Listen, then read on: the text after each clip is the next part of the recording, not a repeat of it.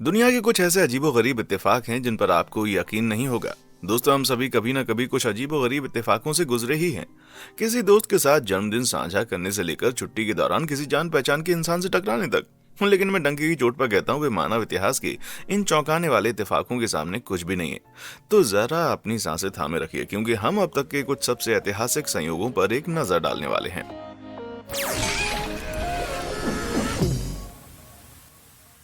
दुनिया का किस्मत वाला बदकिस्मत आदमी सुटोमू यामागुची 6 अगस्त 1945 के दिन हिरोशिमा में एक आम बिजनेस ट्रिप पर थे। लेकिन तभी उनके दिन ने अचानक एक घातक मोड़ ले लिया, जब उसी वक्त अमेरिका ने जापानी शहर पर परमाणु बम गिरा दिया। ग्राउंड जीरो से 2 मील की दूरी पर खड़े सुटोमू के ऊपर का आसमान एक तेज रोशनी में पूरा छुप गया और वो अपने शरीर को झुलसाने वाली तेज गर्मी की लहर से बचने के लिए खाई में कूद गया। चमत्कार देखिए कि वो बच गया, लेकिन उस तबाही से बाकी लगभग 8 लाख लोग नहीं बच पाए। घायल, जले हुए और परिवार से मिलने के लिए बेताब सुटोमू घर की ओर चल पड़े। 3 दिन लग गए, पर वो कामयाब रहा। भारी जलन और पट्टी बंधे होने के बावजूद वो 9 अगस्त को काम पर लौटा। उसके मालिक ने पूछा कि ये कैसे हुआ, पर वो ये मानने को तैयार नहीं थे कि एक बम पूरे शहर को मिटा सकता है। सुटोमू सब कुछ समझाने वाला था कि अचानक बाहर वैसा ही दूसरा जोर का धमाका हुआ। सुटोमू और उनके सहयोगी जमीन पर गिर पड़े, क्योंकि उनके ऑफिस की खिड़कियां चकनाचूर होकर बिखर गई थीं। और जरा उनकी बदकिस्मती और इत्तेफाक देखिए कि उनका ऑफिस नागासाकी में स्थित था। हाँ, उसी जगह जहां दूसरा परमाणु बम गिराया गया था। पर एक बार फिर सुटोमू बच गया। वो तुरंत इमारत से अपनी पत्नी और बेटी की खबर लेने के लिए भाग गया। वहां जाकर उसने देखा कि वहां घर की जगह सिर्फ मलबा ही था, लेकिन किस्मत का ट्विस्ट अभी बाकी था। वे दोनों बच गए थे। उसकी पत्नी सुटोमू के लिए ही दवाई खरीदने बाहर गई थी और जैसे बम गिरा, वो अपने बच्चे को लेकर पास की एक सुरंग में छुप गई। तो हिरोशिमा में घायल होकर सुटोमू ने इत्तेफाक से नागासाकी में बसे अपने परिवार की जान बचा ली। हालांकि उसे रेडिएशन से खासा नुकसान तो हुआ, पर वो तीसरी बार मौत को चकमा देकर 93 साल तक जिंदा रहे। पता नहीं यार, ये उस दुनिया का सबसे किस्मत वाला इंसान है या फिर सबसे बदकिस्मत। ड्रैगन का रास्ता। दुनिया के हर कोने में ड्रैगन की कहानियां और काल्पनिक किस्से हर संस्कृति में पाए जाते हैं। चीन की 5000 साल पुराने पंखहीन नागों की उड़ने की कहानियों से लेकर ईरान के अजदाह तक, कहते हैं कि ये बड़े सांप लगभग 1000 साल पहले पृथ्वी, वायु और समुद्र में रहते थे। मध्य मैक्सिको में 1200 के दशक में महान पंख वाले नाग क्वेट्ज़ालकोट को भी इसी तरह डिपिक्ट किया गया था। यहाँ तक कि यूरोप के लोक कथाओं में भी पंख वाले इन जीवों का जिक्र है, जो सांप से ज्यादा छिपकली जैसे दिखते हैं। आग उगलते और चमकदार कवच पहने वीरों को डराते थे। ऐसा 1260 के दशक में था। लेकिन जरा ध्यान दें, ये मिथ्स दुनिया भर की विभिन्न संस्कृतियों में अलग अलग समय पर उभरे, जो कि व्यवहारिक रूप से एक दूसरे से अलग थे। तो जरा रुक जाइए, उन जीवों की एक जैसी कहानियां और चित्रण कैसे हो सकते हैं जो असल में मौजूद ही नहीं है? ये एक एपिक संयोग है भाई, जैसे कि ये ड्रैगन सच में मौजूद हो। हालांकि इस बात पर बहुत सी अटकलें लगाई जाती हैं, पर इसका कोई सीधा सा जवाब नहीं है। कुछ कहते हैं कि प्राचीन लोगों को डायनासोर के फॉसिल्स मिले होंगे, तो उन्होंने इसकी अपीयरेंस के कयास लगाए होंगे। क्योंकि जब आप इनमें से कुछ के कंकाल अवशेषों को देखते हैं, जैसे कि टीरेक्स या डिप्लोडोकस, तो आपको उन प्राचीन चित्रणों में बहुत सी समानताएं दिखाई दी। कुछ ये भी कहते हैं कि वे असली जानवरों से प्रेरित हैं, जैसे कि इंकान अमूर में लगभग लामा जैसी खूबियां हैं, जबकि एपेप जो कि इजिप्शियन नील नदी का पौराणिक सांप है, खूबियों में मगरमच्छ और ईल जैसा है। पर जो भी हो, ड्रैगन दुनिया भर में आधुनिक संस्कृति के बड़े हिस्से के रूप में बने हुए हैं। हाल ही में 2017 में चीन के एक प्रैंकस्टर ग्रुप ने इस कथित ड्रैगन की हड्डियों को खेत में रख दिया। हड्डियां जिनकी लंबाई 60 फीट थी, शायद भेड़ या गायों की थी, लेकिन कुछ लोगों को यकीन था कि वे असली ड्रैगन की हैं। ड्रैगन में विश्वास करने की ऐसी इच्छा और उत्सुकता सामान्य नहीं है। ऑनलाइन देखें और आपको असली ड्रैगन देखने का दावा बहुत सी वेबसाइट्स में मिल जाएगा, चाहे वे साइबेरियन बर्फ में दबी हों या आसमान मोड़ रही हों। जी हाँ, बता दूं, ये सभी असल में फिल्मों की VFX क्लिप्स या प्रॉप्स ही हैं। लेकिन इस मिथ को पूरा खत्म करने में अभी भी बहुत वक्त लगेगा भाई। आप जानते हैं कि एकदम रियल क्या है? जी हाँ, वो लाइक और सब्सक्राइब बटन। मुझ पर यकीन नहीं होता तो उन्हें खुद दबा कर देख लो भाई। दबा दिया? बढ़िया। तो देखें आगे क्या अजीब संयोग मिलता है।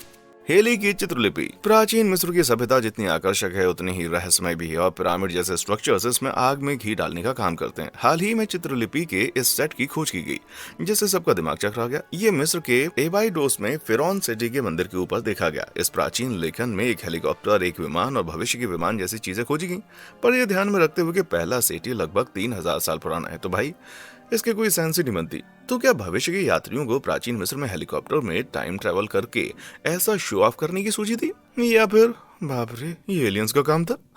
खैर, इस चित्रलिपि से मचे बवाल के बावजूद दोस्तों, इस बात की एक सिंपल एक्सप्लेनेशन है। आप जानते हैं कि प्राचीन मिस्र में चित्रलिपि को फिर से तलाशना आम बात थी, खासकर जब एक नया फिरौन सत्ता में आए। इस मामले में ये मूल नक्काशी सेठी के एक शासनकाल में बनाई गई थी, लेकिन बाद में रामसेस द्वितीय के शासनकाल में इसे प्लास्टर में ढककर नई नक्काशी की गई। फिर समय के साथ प्लास्टर गिरकर नीचे की मूल इंस्क्रिप्शन को उभारता रहा। इस वजह से दोनों मिक्स हो गई और जरा इत्तेफाक तो देखिए कि वो बिल्कुल आधुनिक वाहनों की तरह दिखने लगे। यार शुक्र है कि ये कारनामा उन हरे छोटे इंसानों का नहीं है। अरे अब उतार भी दो वो टिन वाली टोपियां। राष्ट्रपतियों का शाप। मैं अंधविश्वासी तो नहीं हूँ, लेकिन फिर भी कभी कभी कुछ इतना अजीब हो जाता है कि मैं फिर से सोच में पड़ जाता हूँ, इस टिप्पे की शाप की तरह। क्या कहा? किसका शाप? अच्छा तो ध्यान से सुनो। 1840 और 1960 के बीच संयुक्त राज्य अमेरिका के सभी 7 राष्ट्रपति, जो कि 0 पर खत्म होने वाले सालों में चुने गए थे, उनके ऑफिस में मृत्यु हो गई। और ये 120 साल का लंबा पैटर्न है। ये घटना इतनी अजीब थी कि लोगों को यकीन हो गया कि ये एक शाप है, और उस शाप की जड़ें बहुत ही पुरानी हैं। 1800 के दशक की शुरुआत में हाल ही में गठित संयुक्त राज्य अमेरिका का विस्तार पश्चिम की ओर हो रहा था। हालांकि मूल अमेरिकी जो हजारों सालों से उस भूमि पर रहते थे, उन्होंने इसका विरोध करने के लिए एक संघ का गठन किया, जिसका नेतृत्व सरदार टेकुम सेह ने किया। उसने और उसके भाई तेनस्कोवातवा, जो भविष्यवाणी करता था, उसने एंडेवर्स के खिलाफ युद्ध छेड़ दिया। लेकिन 1811 में वे टिप्पेकिनों की लड़ाई हार गए, एक अमेरिकी सैन्य अधिकारी विलियम हेनरी की फौज के हाथों। टेकुम सेह की मृत्यु के बाद वो उभर नहीं पाए और कहते हैं कि तेनस्कोवातवा ने हैरिसन को एक शाप दे डाला। 29 साल बाद 1840 में हैरिसन 9वें राष्ट्रपति बने, लेकिन इसके 1 महीने के बाद उनकी मृत्यु हो गई। इसके बाद सभी राष्ट्रपति जो 0 पर खत्म होने वाले साल में चुने गए, उनकी ऑफिस में मृत्यु हो गई, और सभी 20 साल के अंतराल पर। इसलिए जब रोनाल्ड रीगन ने 1980 में भारत संभाला, JFK के 20 साल बाद वो इस तथाकथित शाप के बारे में जानते थे। उनकी पत्नी नैन्सी रीगन जाहिर तौर पर इतनी डरी हुई थी कि उन्होंने अपने पति की मदद और उनकी सुरक्षा के लिए कई ज्योतिषियों को काम पर रखा, और लगता है कि इसका असर हुआ भी, क्योंकि हत्या के एक प्रयास के बावजूद रीगन अपनी दोनों टर्म्स में बच गया, और इस तरह उस लंबे शाप का खात्मा हुआ। बेशक असल में ऐसा कोई अभिशाप नहीं था, लेकिन ये इत्तेफाक तो बहुत ही जानलेवा निकला मेरे भाई। मिनेज मैडनेस। अगर आप कॉमिक बुक के शौकीन हैं तो आपने शायद डेनिस द मिनेज के बारे में सुना होगा। वो शरारती पर अच्छे स्वभाव वाला बच्चा जो अमेरिकी चित्रकार हैंक केचम की देन है। लेकिन क्या आप जानते हैं कि एक और ब्रिटिश कॉमिक बुक कैरेक्टर है जिसे डेनिस द मिनेज कहा जाता है? यकीन नहीं होगा, पर ब्रिटिश डेनिस जो कार्टूनिस्ट डेविड लॉ ने बनाया था, वो भी बहुत ही शरारती। और एक और कमाल की बात बताऊं, दोनों कॉमिक्स को पहली बार ठीक एक साथ एक ही दिन रिलीज किया गया था। जी हाँ, US डेनिस और UK डेनिस दोनों पहली बार 12 मार्च 1951 को अपने अपने देशों में दिखाई दिए। पर रुकिए, ये महज कोई इत्तेफाक नहीं हो सकता है ना? कोई तो कोई कनेक्शन होगा, है ना? जी नहीं, गलत। शुरुआत के लिए बता दूं कि एक ही नाम वाले पात्रों से कुछ हासिल नहीं होना था। जो हासिल हुआ तो वो थी पढ़ने वालों की कंफ्यूजन। इसके साथ ही 1950 के दशक में इंटरनेट भी नहीं था, तो बीच के महासागर को पार करके केचम चाहकर भी एक दूसरे का आइडिया चुरा नहीं सकते थे। ये नामुमकिन था। स्पूकी। असाधारण तस्वीर। पुरानी तस्वीरों को देखना नॉस्टैल्जिक, शर्मनाक या ब्रिट्स एमी मेडन और निक व्हीलर जैसे एकदम आश्चर्यजनक हो सकता है। 2014 में ये जोड़ा शादी करने के लिए तैयार था और निक के दादा दादी के घर एक पुराने फोटो एल्बम के मजे ले रहे थे। लेकिन तभी इस तस्वीर पर नजर जाते उनके होश उड़ गए। ये सामने निक है और उसके पीछे बाई ओर है एमी। अब आप कहेंगे कि इसमें क्या बड़ी बात है, तो सुनिए। ये दोनों तस्वीरें लेने के 11 साल बाद तक नहीं मिले थे। जी हाँ, संयोग से भविष्य के जोड़े एक ही समय में बचपन में एक ही समुद्र तट पर मौजूद थे, एक दूसरे से कुछ ही दूरी पर। हालांकि एमी पास ही में रहती थी, पर निक और उसका परिवार छुट्टी पर थे, जिससे ऐसे संयोग की संभावना और भी कम थी। अब ये पति पत्नी उस जगह से बस 1 मिनट की दूरी पर रहते हैं जहां वो फोटो ली गई थी, और ये अजीब संयोग प्रूव करता है कि ये सोलमेट्स हैं। या फिर हो सकता है कि उनमें से कोई एक साइको स्टॉकर था भाई।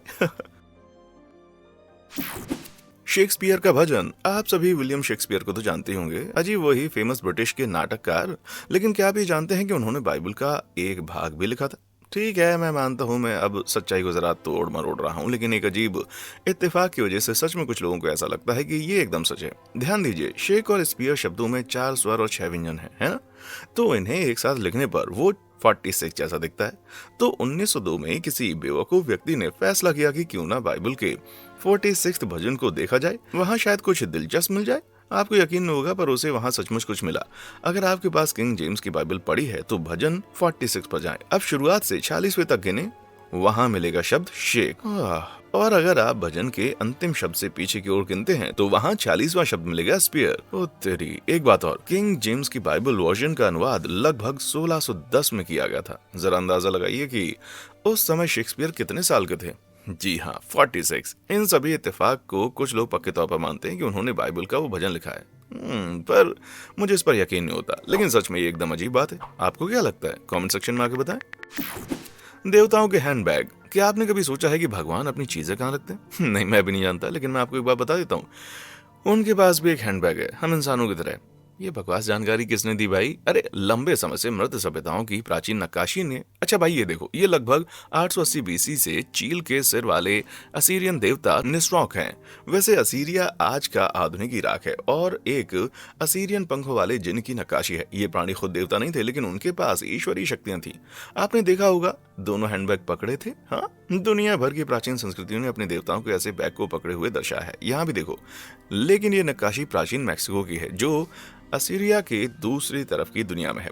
हजारों साल पहले जब प्राचीन असीरियन और मायन लोग रहते थे, उनके पास एक दूसरे की भूमि की विशाल दूरी तय करने का कोई साधन ही नहीं था। तो फिर भी बिना किसी संबंध के वे हैंडबैग अभी भी दोनों सभ्यताओं की नक्काशी में कैसे मौजूद है भाई?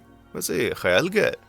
खैर, इसकी कोई वजह कोई भूला हुआ टेलीपोर्टेशन डिवाइस बिल्कुल भी नहीं है। ये एक थ्योरी ये है कि ये आकार ब्रह्मांड के एक साधारण चित्रण को दर्शाता है। अफ्रीका से लेकर चीन तक दुनिया भर की प्राचीन संस्कृतियां आध्यात्मिकता से जुड़ी हुई हैं और उन्हें मानते भी हैं। तो ये सेमी सर्कुलर हैंडल आकाश का हेमिस्फीयर होगा, जबकि स्क्वायर बेस पक्का पृथ्वी होगी। ये परफेक्ट एक्सप्लेनेशन है ईश्वर जैसी आकृति को इन्हें पकड़ने की। हालांकि एक और आसान व्याख्या भी है, ये असल में चीजों को रखने के लिए सिर्फ एक बर्तन है। मेरा मतलब मैं पहली एक्सप्लेनेशन को ठुकरा नहीं रहा, फिर भी ये बहुत ही अजीब बात है कि इसके बैग का चित्रण एक जैसा दिखाई दे, जबकि बाकी पूरी नक्काशी एकदम अलग हो। पर ये सुनकर कितना मजा आता है कि भगवान भी अच्छा दिखने के लिए एक हैंडबैग लेकर चल रहे हैं। हाँ? सितारे और समय, वो आपके सुपर पावर को सबसे ज्यादा पसंद करेंगे। ये वाली गेम तो खेली होगी भाई। मैं तो टाइम ट्रैवल को चुनूंगा। जी नहीं, मुझे कोई गलती नहीं सुधारनी। मैं बस अतीत की एक बार बेवजह यात्रा करना चाहता हूँ। दुर्भाग्य से मैं ऐसा नहीं कर सकता, लेकिन लगता है कि कुछ लोग कर सकते हैं, दिवंगत पॉप स्टार माइकल जैक्सन की तरह। ये रहा माइकल, और पेश है 17वीं सदी के जर्मनी की एक रहस्यमय पुरानी पेंटिंग। चौंक गए ना? इसकी इकलौती एक्सप्लेनेशन बस यही बनती है कि भाई वो टाइम में वापस चले गया।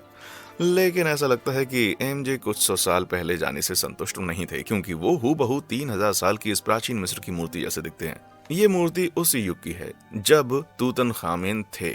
तो शायद ये पॉप का राजा उस राजा से मिलना चाहता हो। लेकिन सिर्फ एमजे क्यों? ऐसा लगता है कि क्लाइमेट एक्टिविस्ट ग्रेटा थनबर्ग भी टाइम ट्रेवल कर चुके हैं। 2019 में कनाडा की पुराने सोने की खान में काम करने वाले 3 बच्चों की एक पुरानी तस्वीर वायरल हुई। अब जरा बाईं ओर की लड़की को करीब से देखें। देखी देखी लगती है ना? जी हाँ, वो एकदम थनबर्ग जैसी नजर आती है। इतनी समानता देखने के बाद सोशल मीडिया पगला गया। अब पता नहीं उसने टाइम ट्रेवल के लिए 19वीं शताब्दी की गोल्डन माइन को क्यों चुना, पर ये काम अच्छा कर रही है। बेशक सच्चाई है कि ये महज एक इत्तेफाक है, लेकिन क्या पता टाइम ट्रेवल की बात सच्ची हो। शायद मैं भी टाइम ट्रेवलर ही हूँ, पर मैंने तो आपको अपना चेहरा दिखाई नहीं है ना। टाड़ा। Busted bust. आइए एक और नजर डालते हैं उस अजीब एमजे बस्ट पर, खास तौर से इसकी नाक पर। ये क्या? हाँ, बिन नाक की ये 3000 साल पुरानी मूर्ति कोई संयोग नहीं है। लेकिन आइए कुछ और प्राचीन मिस्र की प्रतिमाओं को देख लेते हैं। और कुछ यार, अब ये गंभीर रूप से अजीब हो रहा है। इतने सारे सिरों की नाक क्यों टूटी हुई है? क्या ये सिर्फ एक संयोग है? खैर, दशकों से इतिहासकार भी ऐसा ही सोचते रहे, लेकिन इनमें से कई मूर्तियां तो अंदर थीं, जहां वे नाक के अलावा एकदम ठीक और बिल्कुल संरक्षित थीं। इसलिए बहुत से मामलों में ये नुकसान सिर्फ दुर्घटना या संयोग नहीं हो सकती। इसके बजाय इतिहासकार अब मानते हैं कि जानबूझकर इनकी नाक तोड़ी गई थी। प्राचीन मिस्रवासियों का मानना था कि जब किसी की मृत्यु हो जाती है तो उनकी आत्मा जाकर उनके लिए बनाई गई मूर्ति में बस जाती है। इसीलिए डोमिनेंस के लिए शासन करने वाले फेरो पिछले प्रतिद्वंदियों की मूर्तियों की नाक तोड़ देते थे, ताकि उनकी आत्माओं का दम घुट जाए। ये भी सही है। हालांकि टूटी हुई नाक की सिर्फ यही एक्सप्लेनेशन नहीं है।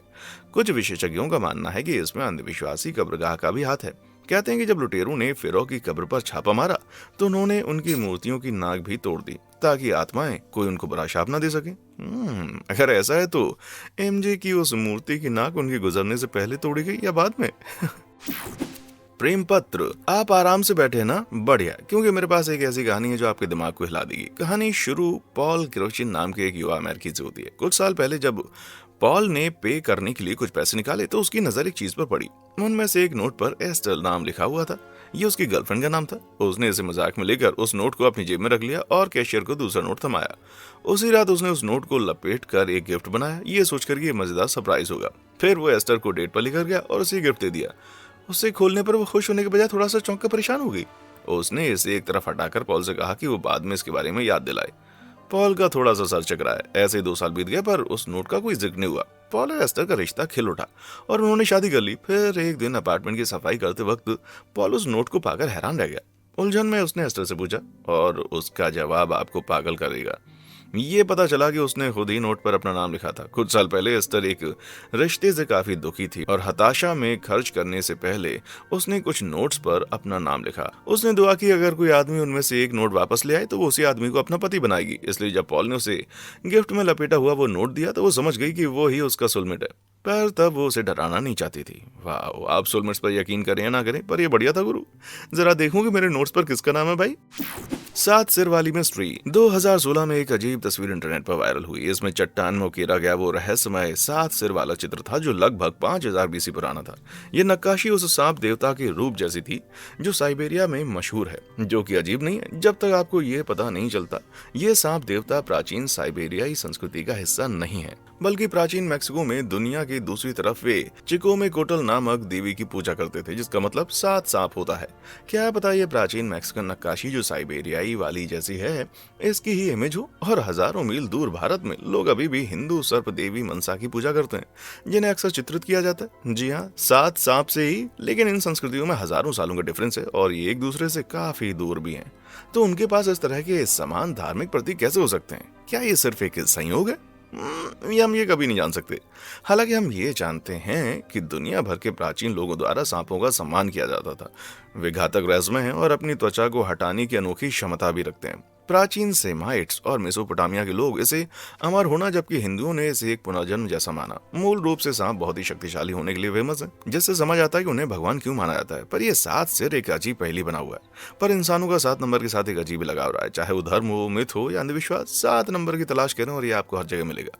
प्राचीन दुनिया के 7 अजूबे, इंद्रधनुष में 7 रंग, सप्ताह में 7 दिन, इसलिए हम इसे महत्वपूर्ण चीजों से जोड़ते हैं। इसलिए सांपों के प्रति सम्मान और 7 नंबर का प्यार शायद कोई समझा पाए कि इतनी प्राचीन संस्कृतियों में 7 सिर वाले नाग देवता क्यों थे, या तो फिर स्नेक पीपल असली हैं। युद्ध के तुरही। क्या हो अगर मैं आपसे कहूं कि 20वीं सदी के 3 अलग अलग युद्ध उस प्राचीन तुरही के कारण हुए जो कि तूतनखामेन की थी? आप कहेंगे कि मैं पागल हूं, लेकिन ये सुनो, जब ब्रिटिश आर्कियोलॉजिस्ट हॉवर्ड कार्टर ने पहली बार 1922 में तूतनखामेन के मकबरे की खोज की तो उनको वहां पर दफन 2 तुरहियां मिली, एक तांबे की और एक चांदी की। मूल रूप से उनका उपयोग सैनिकों को युद्ध में बुलाने के लिए होता था, पर वो हजारों साल से बंद थी, जब तक कि कार्टर उन तक नहीं पहुंचे, और वो 17 साल बाद भी बंद रही, जब तक कि रेडियो प्रस्तोता रेक्स कीटिंग ने उनके बारे में नहीं सुना। उसने एक रिसर्च प्रसारण में उनका उपयोग करने की रिक्वेस्ट की और उसे इसकी मंजूरी मिल गई। 1939 के वसंत में कीटिंग के शो के एक तुरही वादक ने दर्शकों के लिए एक राग बजाने के लिए इस तुरही का इस्तेमाल किया। यह गंभीर गलती थी। उसी वर्ष बाद में द्वितीय विश्व युद्ध छिड़ गया और हम सभी उसके विनाश के बारे में जानते हैं। फिर तुरहियां मिस्र के म्यूजियम में चली गईं, जहां वे 28 वर्षों तक मौन रहीं। लेकिन 1967 में एक कर्मचारी ने चांदी की तुरही में फूंक मारी, जिसकी प्रतिक्रिया में मिस्र और इजराइल एक क्रूर जंग में गिर गए, जिसे 6 दिवसीय वॉर कहते हैं। हालांकि उसमें 20,000 से ज्यादा लोग मारे गए। इसके बाद तुरही 23 और वर्षों के लिए फिर से चुप हो गई, लेकिन फिर उनकी चुप्पी तोड़ी गई और जब अगली बार बजाया गया तो 1990 में युद्ध फिर से छिड़ गया। इस बार गल्फ वॉर, जिसमें लगभग 2 लाख लोग मारे गए थे। आप सोच रहे होंगे कि आप लोग वो तुरही बजाना बंद कर देंगे, लेकिन नहीं। संग्रहालय के कर्मचारियों ने 2011 में फिर से चांदी की तुरही को बजाया। पता है क्या हुआ? हाँ, इसके बाद हिंसक मिस्री क्रांति हुई। हे भगवान। तो इस सब ने कुछ लोगों को विश्वास दिलाया कि तूतनखामेन ने दोनों तुरही शाबित कर दी, लेकिन असल में ये सब सिर्फ एक बड़ा इत्तेफाक लगता है। मेरा मतलब है कि दुर्भाग्य से युद्ध और विवाद हर समय ही होते हैं। फिर भी मैं तो यही चाहूंगा कि उनकी उन तुरही को कोई ना बजाए। जी हाँ, मेरा दिमाग आज बस इतनी पागलपंती के इत्तेफाक को झेल सकता है। आपको सबसे बेकार कौन सा लगा, और क्या आपने किसी ऐसे इत्तेफाक को देखा है जो कि इस वीडियो में फिट हो सके? मुझे नीचे कमेंट सेक्शन में आकर बताएं। और हाँ, देखने के लिए शुक्रिया।